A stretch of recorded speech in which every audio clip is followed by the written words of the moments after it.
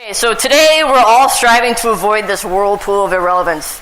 The one thing I want to make clear tonight is that what you see in this presentation and what I say is my opinion and my analogy alone and not that of the ABA. So just keep in mind this is me up here talking, this is not the ABA up here talking for me. So now that we're all clear on that, we're going to get back to our regularly scheduled program of what Strawberry Pop-Tarts and your law firm data have in common. There's this big company called Walmart. And what Walmart does is it prides itself on efficiency. And it's learned very quickly that being efficient helps it avoid being irrelevant. The other thing that it learned is that in order for it to be efficient and keep remaining or avoiding irrelevancy, it also has to help its suppliers be efficient. Now, Walmart's a big company. It has a ton of suppliers, a lot of information, a lot of products. How does it do this? It went ahead and it built an application called RetailLink, and it gives its suppliers all access to it. So they can go in and they can look at what they're selling and where, and they can look and find patterns and keep steering clear of irrelevancy and keep the products moving, keep the customers happy, keep everybody happy. Pretty simple, pretty easy, makes a lot of sense.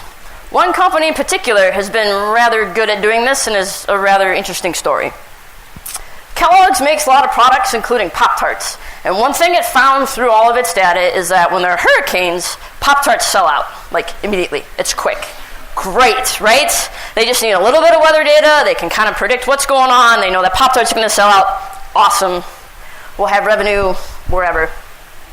Now, as we all know from these optical illusions and doing enough BuzzFeed quizzes, there's more than one pattern in data. So when Kellogg's went through and started looking through its Pop-Tart data, it found something that was a little bit odd, but also rather interesting. It wasn't just Pop-Tarts that sold out during hurricanes. It was a specific Pop-Tart itself that sold out, Strawberry Pop-Tarts. And not just before a hurricane, but also after a hurricane. So now that it knows exactly what sells out and when, it can help use this data and figure out what to do next. So it knows it will sell out before a hurricane and after a hurricane. And if this is a consistent pattern and a hurricane is a natural disaster, what other natural disasters might happen? Or where else might Pop-Tarts sell out? What else can they do? So as they look for these patterns, it helps preparing for other things easier. So they know if there's tornadoes somewhere, if there's an earthquake, perhaps Pop-Tarts are the things they need to be shipping there, and they need to keep them there, and they need to keep them happy and keep their shelves stocked. Through that, they can start predicting the revenue stream, they can start predicting their sales, and they can start predicting success. So the point is that the patterns that they find in all of this data helps them prepare and helps them prepare for success. So it can be hurricanes, it can be, who knows. So, I'm nervous. Awesome. Yes.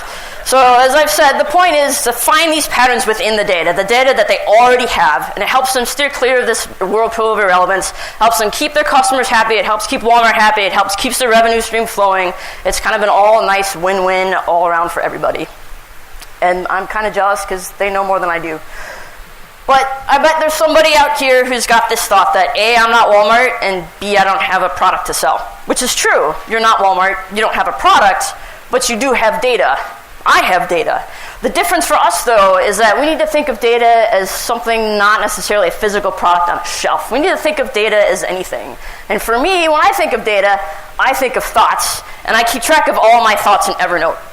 As you can see, I've kind of categorized them in different ways. I have lyrics that run through my head all the time, and old patterns I found and new ones that are coming online. And for me, last year during softball season, I had this problem. Everyone but me was hitting well, including people who this is the first time they were ever playing softball. That bothered me, because if I'm not performing at the plate, then I'm irrelevant to my team. That's bad.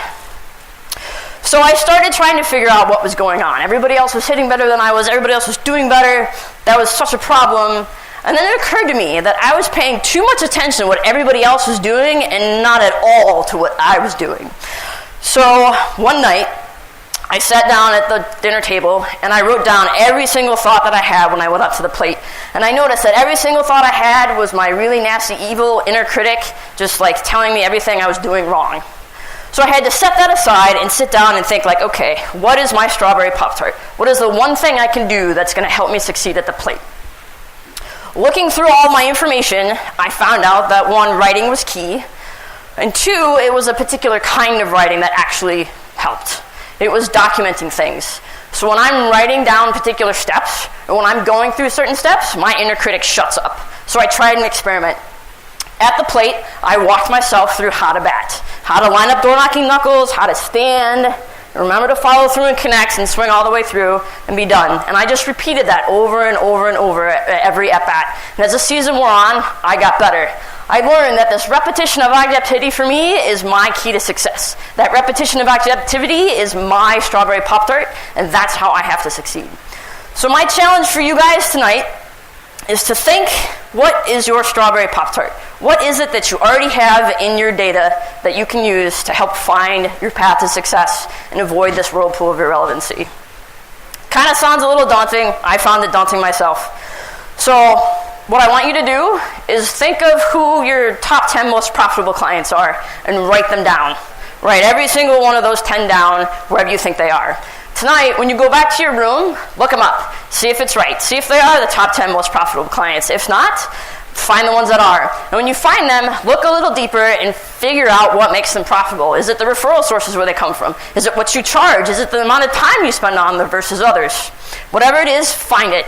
Because before you leave tonight, if you remember nothing else, remember this, that the key to avoiding irrelevance lies within your practice, and only you can look within the data in your practice and look within yourself to find the keys to success. Thank you.